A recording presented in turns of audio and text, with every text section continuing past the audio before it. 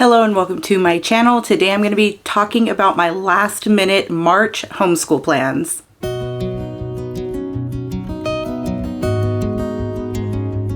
If you're new here, hello and welcome. My name is Sarah and I'm a homeschooling mom to two girls, ages 11 and 15. And if you are a returning subscriber, thank you so much for stopping by once again. I do really appreciate you. So I know that it is all the way, like almost halfway through March by the time I'm going to be posting this.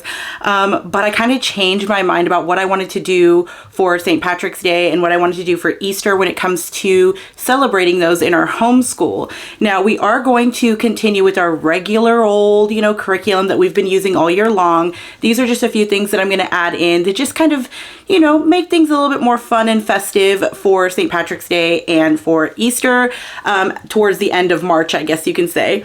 Now, we do take a spring break, a week-long spring break this month, and it's kind of like right after St. Patrick's Day, right before Easter. So we'll have, 1 week off there. So I have to get this Easter unit study that I chose going in like 2 days to make sure that we could finish it in time to where we don't have to feel rushed or anything like that. So again, this was very last minute. That's why this video is coming up or going to be posted so late in March. But let's talk about my plans. Now, majority of this is going to be used with my, what is she? Oh, sixth grader.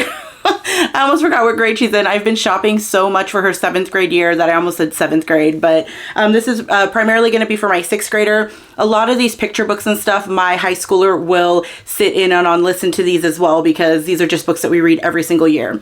Now, when it comes to St. Patrick's Day, last year we did the Gather Round like St. Patrick's Day mini unit study. I'll put a picture here. We are not going to do that again this year. And it's not that we didn't enjoy it. It's just we just did that last year. So we didn't feel the need to have to repeat it this year.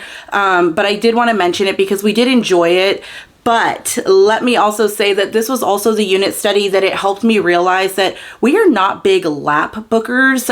My kids don't really do like a lot of worksheets or a lot of lap books. And there was a lap book with this one, which we did enjoy. We thought it was fun, but that's not really our style of homeschooling. But you could definitely use this just for like the reading and stuff like that as well. And that's just some great information to celebrate St. Patrick's Day.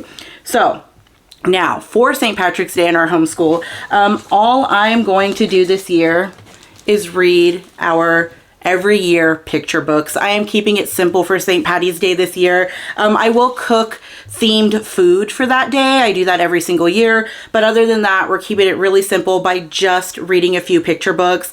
I know my kids are older. I know I get comments about how my kids are in high school and middle school and I'm still reading them like lower level books, but we really enjoy them. And I think any reading, even if it's picture books, is beneficial no matter how old you are. I still love reading picture books and I'm, pushing 40. So let's just take a look at some of these. So the first one is The Irish Cinder Lad. Now, fun fact about me is I love collecting picture books that have something to do with Cinderella. I was a huge Cinderella fan when I was younger, so I have so many different versions of Cinderella. I have like an Egyptian Cinderella. I have the Irish Cinder Lad. I have so many different versions. I just love this. I don't know why. I always did. I've always loved the Cinderella story. So we are going to be adding in the Irish Cinder Lad. Oh, let me show you inside because I thought the pictures were cute.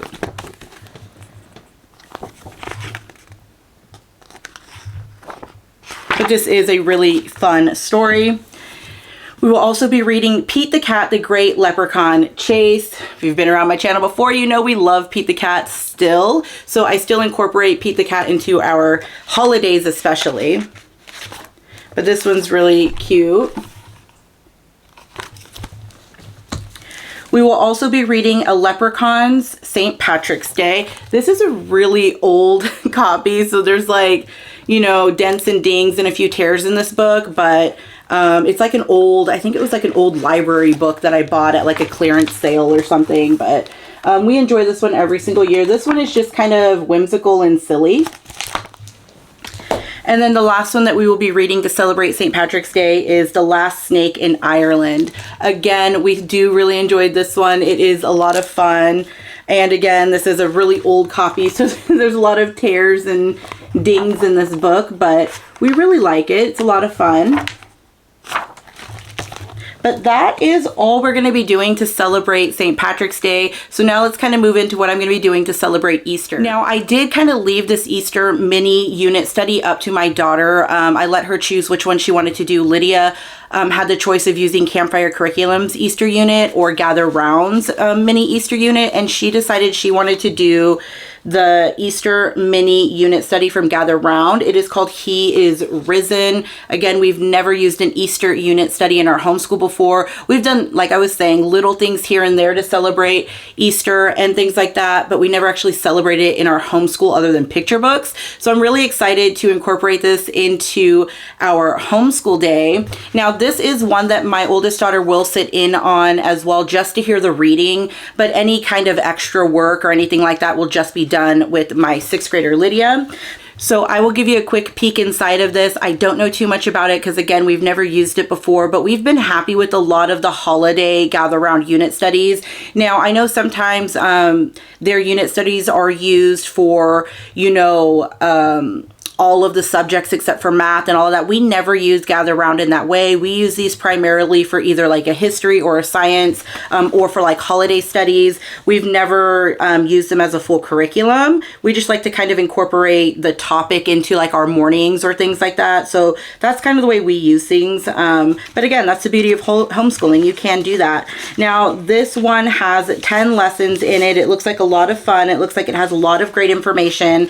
But again, it is not one we've ever used before, so I can't really give too much of a review or even opinion, but from what I can tell by first glancing at this, it looks like it's going to be really, really nice.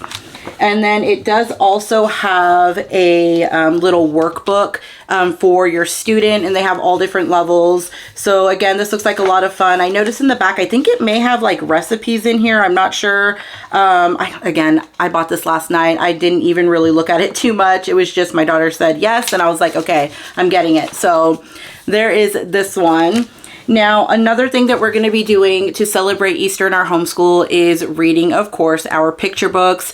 We love picture books, like I was saying earlier. So some of the ones my kids and I read every year for Easter are There Was an Old Lady Who Swallowed a Chick. If you've been on my channel, you know these are not my favorite, but my kids love them. This one's just all like Eastery themed items. Again, some Pete the Cat and the Easter Basket. What? I read that weird.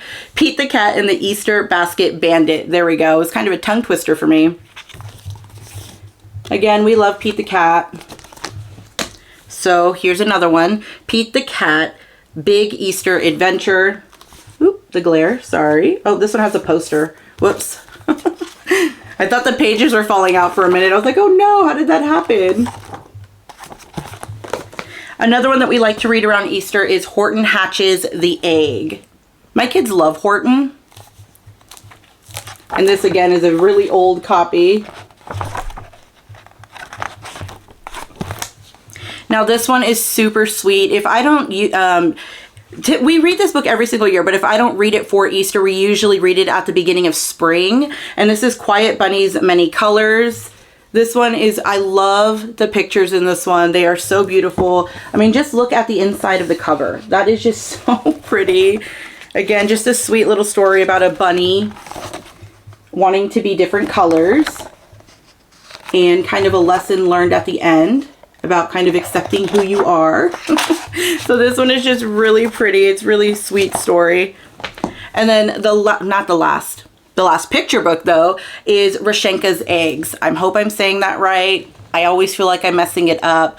I love this story. I have loved this story since I was a child. I just think that it's such a sweet story, cute story. Love it. And I believe the first time I ever heard about this book when I was little, it was actually on Reading Rainbow, I think. But I really, really like Rashenka's Eggs.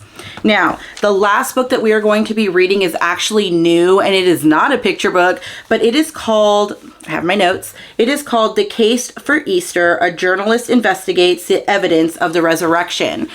This one sounded so good. Like if I wasn't going to use this in my homeschool, this is definitely something that I would have picked up just to read myself. But this one sounds really, really interesting. We've never read anything by this author. We've never read this story before, and I'm really excited. Now, if you've read it, let me know what you thought of this book, whether good or bad. I like to hear all opinions over here. So just let me know what you thought if you've read this before, because this is something new and I'm really, really excited for it. So every year after Easter, we start reading a ton of Beatrix Potter, and this year is going to be no different.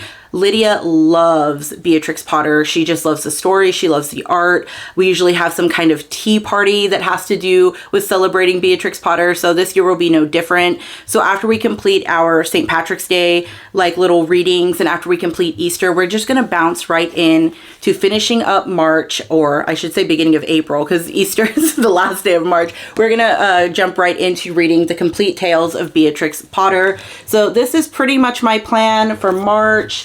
No major changes. I think it's going to be a lot of fun to incorporate a lot of these picture books and unit studies and things like that into our day. So that is it for today. Let me know what your plans are. Are you going to be celebrating St. Patrick's Day in your homeschool? Are you going to be celebrating Easter in your homeschool? I would love to hear how you do that. If you have any picture books that are your favorite for those two holidays, let me know down below. I will probably look them up and purchase them, but just let me know down below because I love your recommendations. They are always so helpful. As always, thank you so much for stopping by. You have a great day. Bye.